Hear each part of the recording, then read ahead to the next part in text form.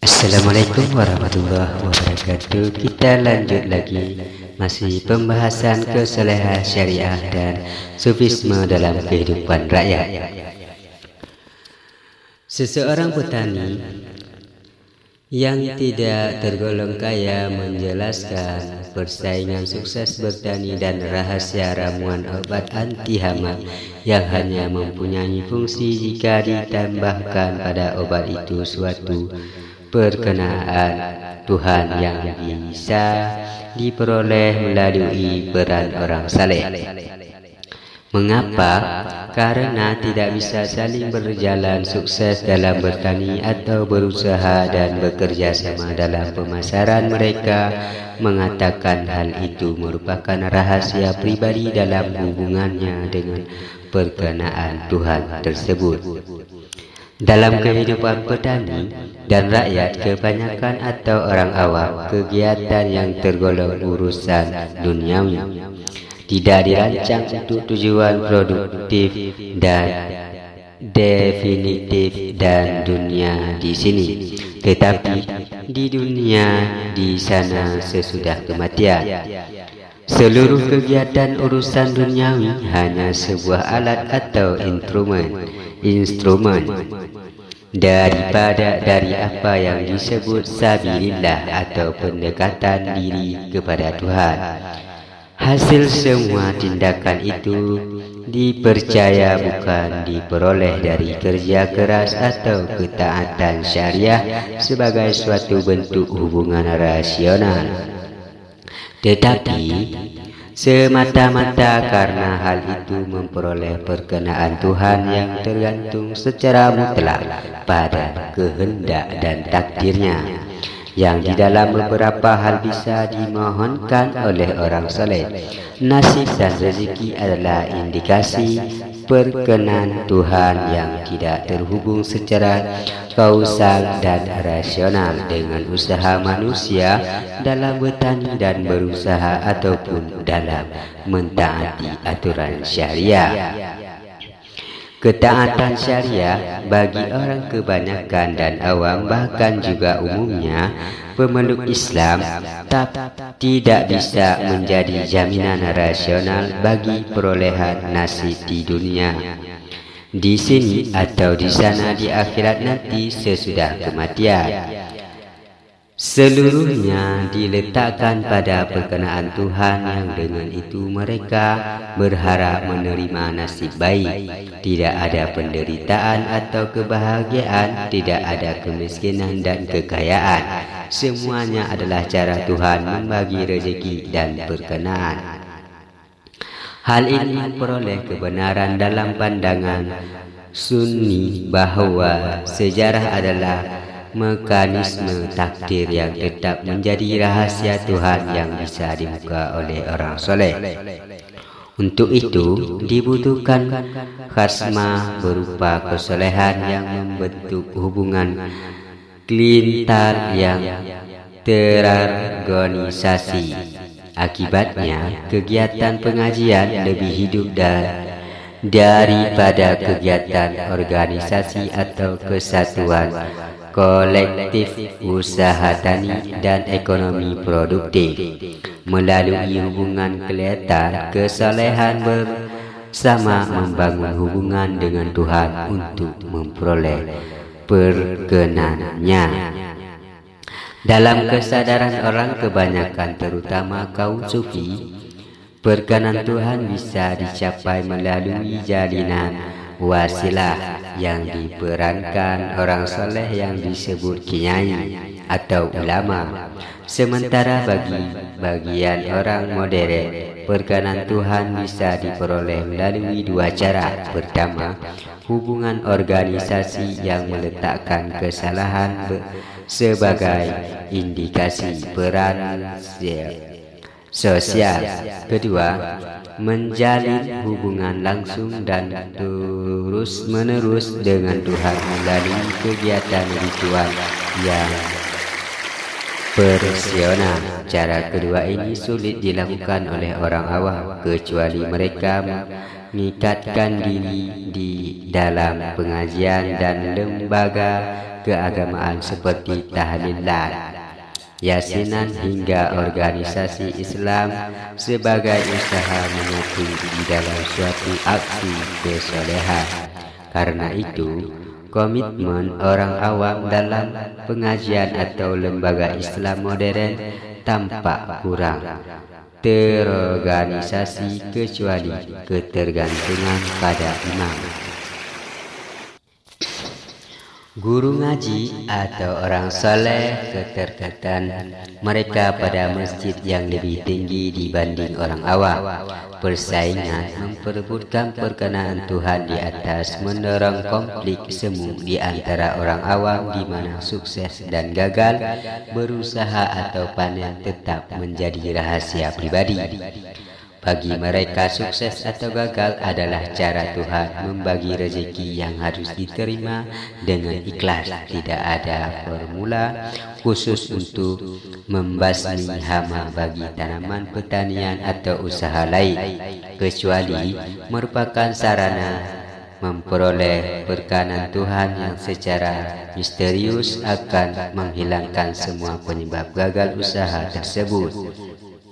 Hal ini menyebabkan pengalaman bertani dan teknologi tanam, tetapi rahasia pribadi yang sulit diungkapkan. Akibatnya, pengalaman seseorang dalam bertani yang berhasil tidak dapat dikembangkan sebagai pengalaman sosial yang bersifat terbuka, kerana hal itu diletakkan sebagai rahasia Tuhan.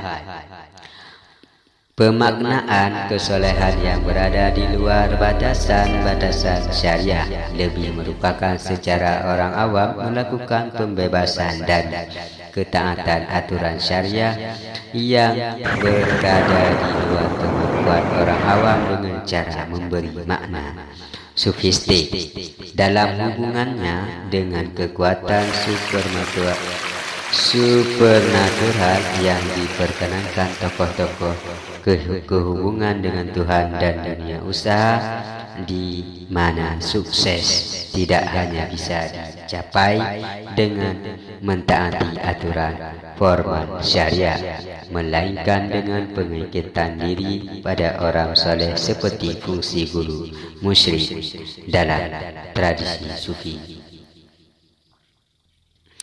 Makna kesalehan batin tasawuf sebenarnya sama dengan pengertian kata itu bagi atau di dalam aturan syariah, yaitu suatu yang sumber dari keridaan Tuhan. Namun kesalehan secara syariah lebih sesuai kehidupan masyarakat perkotaan dan kelas lebih tinggi dan kurang relevan bagi masyarakat pedesaan dan orang awam. Selain itu, kesalahan syariah kurang membangkitkan partisipasi aktif masyarakat luas, terutama kaum awam. Karena itu, munculnya peran orang soleh yang tidak terbatas pada standar syariah lebih dibutuhkan bagi orang awam di perkotaan dan masyarakat pedesaan. Hubungan rakyat kebanyakan dengan subjek supernatural, Tuhan yang maha kuasa menentukan nasib baik atau buruk yang ada di mana-mana dilakukan dengan serangkaian ritual dengan orang soleh yang bisa disebut kinyai atau dukun sebagai pembimbing, mediator atau wisilah. Ialah tujuan utama keagamaan petani, orang awam dan rakyat kebanyakan yang bisa disebut inti kesalehan. Keagamaan rakyat kebanyakan, istilah dukun mungkin lebih akrab bagi kaum abangan, penyanyi atau ulama atau mursyid bagi kaum sufi atau santri desa dan awam, dan guru mistik bagi penyanyi. Di sekitar orang khusus ini kemudian timbullah suatu komunitas yang mengantungkan keselamatan dan nasibnya kepada yang mengatur hubungannya dengan objek transenden dan gaib sebagai roh halus atau Tuhan. Karena itu, menjadi pengikut organisasi Islam apapun bagi petani dan rakyat kebanyakan atau orang awam tidak selalu berarti perubahan keagamaan dari magis ke etis. Apalagi ketika aturan syariah sama sekali tidak menghilangkan unsur magis, tetapi pengembangan pola hubungan manusia Tuhan langsung dalam sistem syariah. Hal ini kemungkinan penempatan orang saleh dalam sosial sebagai imam atau fungsi sosial lainnya, mirip mediator ritual, tarakat, mistik, dan dukun. Ajaran tauhid juga tidak menghancurkan fungsi-fungsi magis orang soleh karena penempatan Tuhan sebagai penentu tunggal, tetapi membuka peluang orang-orang yang memperoleh perkanannya memiliki kemampuan luar biasa dibandingkan orang biasa. Di sisi lain, aturan syariah telah membuat hubungan petani dengan alam berubah ke arah fungsional, namun bukan karena kekuatan supernatural itu lenyap, tetapi karena kekuatan itu telah diganti oleh peran Tuhan Maha Gaib yang menyelesaikan semua persoalan kehidupannya. Sementara penggantian dimensi magis dengan berbagai sifat Tuhan menyebabkan surutnya peran orang suci yang menjadi pusat dinamika sosial petani dan orang awam, namun segera diganti dengan orang soleh. Akibatnya, kehilangannya sumber kekuatan tradisional itu segala digantikan oleh peran yang soleh sebenarnya oleh ajaran syariah. Selanjutnya, radiasional wisilah dalam aturan syariah dalam terhadap lanjut justru membuat organisasi modern keagamaan bukan sekadar organisasi, tetapi sebagai agama dan dasar moral, di mana partisipasi dalam organisasi itu dipandang sebagai kewajiban ritual seperti tujuan selamatan, jasa dukun, dan fungsi mediator ritual. Hubungan relator organisasi diubah bersifat magis dengan memperkenalkan tokoh karismatik orang soleh yang dekat Tuhan dalam fungsi penambahan perkenaan Tuhan dan sosial lainnya. Dalam hubungan itu, tujuan empiris ritual magis itu memanipulasi kehendak Tuhan telah dirasionalisasi bagi banyak tujuan selain untuk memperoleh tekanan Tuhan. Juga tujuan-tujuan ekonomi. Unsur magis dalam hubungan sosial masyarakat modern bisa dilihat dari penghargaan masyarakat terhadap tokoh spiritual seperti guru ngaji atau imam masjid yang dilegitimasi di dalam diri orang soleh untuk kepentingan pragmatis. Pragmatisasi aturan formal syariah yang bersifat etis dan elitis ternyata bukan aturan rinci dan sempurna, sehingga rinciannya tergantung eliti lokal yang diberi peran magis sebagai orang soleh. Dari sini, rasionalisasi mediator ritual memberi peran baru bagi orang soleh yang juga merupakan rasionalisasi fungsi imam melalui mekanisme penggantian pimpinan.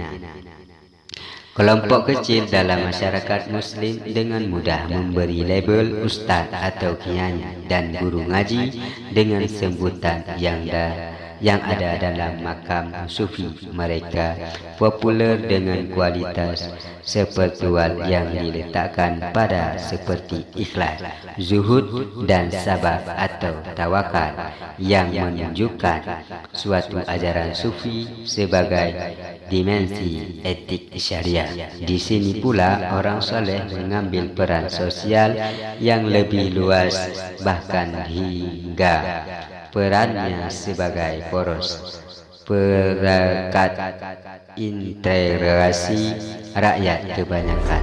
Hal ini berkaitan dengan fungsi doktrin syariah yang diubah ke dalam ikatan organisasi. Cukup sekian dulu, kita sambungkan lagi ke depannya tradisi berbakti.